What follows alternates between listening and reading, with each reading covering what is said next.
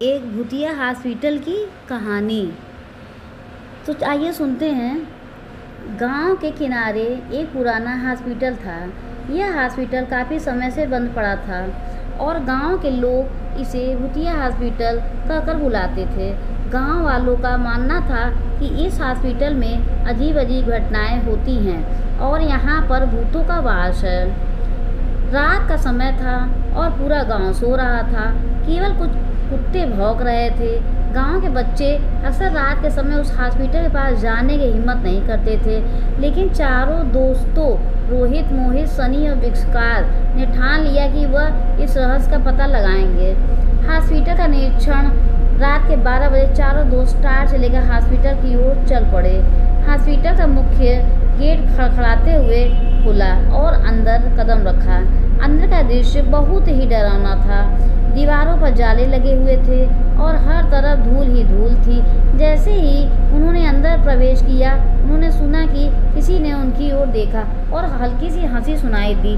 चारों दोस्त डर गए, लेकिन हिम्मत नहीं हारी और आगे बढ़ते रहे।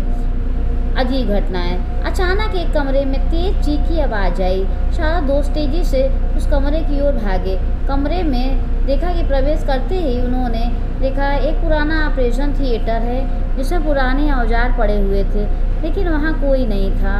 इतने में रोहित देखा कि ऑपरेशन थिएटर की मेज़ पर खून के धब्बे हैं। उसने अपने दोस्तों को दिखाया और सभी के रोंगटे खड़े हो गए। तभी अचानक कमरे की लाइट्स झपकने लगी और ठंडी हवा का झोंका आया।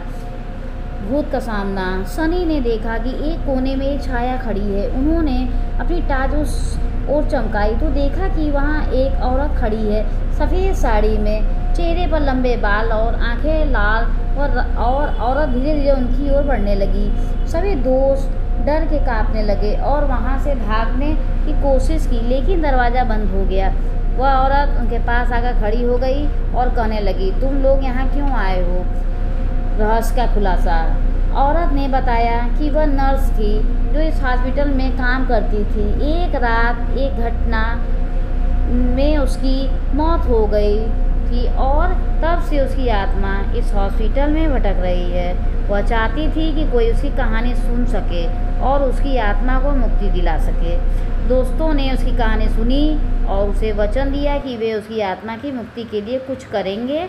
औरत ने धन्यवाद दिया और गायब हो गई।